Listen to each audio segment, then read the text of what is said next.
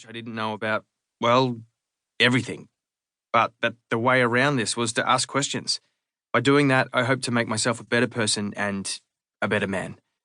This book is part of that ongoing quest. The catalyst that led to my writing it, however, was COVID-19. In 2020, during Melbourne's long lockdown, I lost a couple of mates to cancer. First to go was a friend who was about to turn 50. He was a super entrepreneur, a go-getter, a staunch vegetarian, a fucking good human. I tried to get to his funeral in New South Wales, driving up from Melbourne, thinking I had an exemption to travel, but I was turned around at the border. It was a very long drive home. Soon after, I found out that a mate from high school had died. He was a school teacher, a brilliant school teacher, and though we weren't especially close anymore, he'd always felt like a significant person in my life, and I wanted to pay my respects. Again, lockdown denied me the opportunity. It was as if the feelings within me had nowhere to go. I'll just write it out, I thought. Of course, by this stage of 2020, lockdowns had begun to take a toll on me, as they had on so many others. For one, being a member of the performing arts industry, I was out of work. Making things worse, the federal government had turned its back on us. Instead of thriving in theatre's collegiate atmosphere, instead of helping to create something I could be proud of, I was stuck at home. I became listless, mindlessly trawling social media, vacantly playing video games and getting angry when doom scrolling the news. It was only when flowers started wilting as I passed by that I would remember to drag myself off to the shower. Languishing was the word used by the New York Times to describe this weird state of blah experienced by so many throughout the first 2 years of the pandemic. I reckon I was languishing for sure. In between lockdowns, when bars and restaurants reopened, I dusted myself off, caught up with friends when I could. On these occasions, as you do, I smashed the drinks. These sessions left me feeling like shit because, well, that's how you feel after binge drinking. There was something worse to it. A feeling that clung to me, infused me, but that I couldn't quite name. It wasn't just the sadness that had stayed with me after the untimely deaths of my mates, nor was it this weird sense of loneliness I was experiencing even though I was and am in a loving relationship and have many dear friends and family.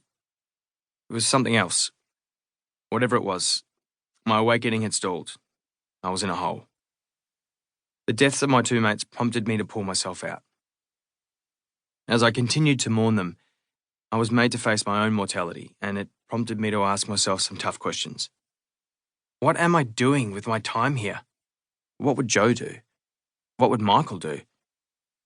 They'd get shit done, I decided. They'd live their best friggin' lives with the people that brought them the most joy. I'd been asleep at the wheel for too long, so I began to change a few things. The first thing I knew I had to do was detox. From social media, from my phone, and from the booze. I signed up to Dry July and began using not-for-profit Hello Sunday Morning's free Daybreak app to link with others also trying to change their relationship with alcohol. And once I got rolling, I soon discovered I now had all this time on my hands, and I began filling it with meaningful pursuits. At the insistence of my partner, Georgie Tunney, I wrote about it, and my thoughts were published in The Age and the Sydney Morning Herald. I ran 100 kilometres in the month and completed my first half marathon in a decade, I wrote. I finished reading a wonderful novel by Trent Dalton, Boy Swallows Universe, now a play, it's amazing. I listened to podcasts and I played guitar and piano and I sang. I reached out to my tribe and I had open and honest chats with my partner. But most importantly, I found the joy again.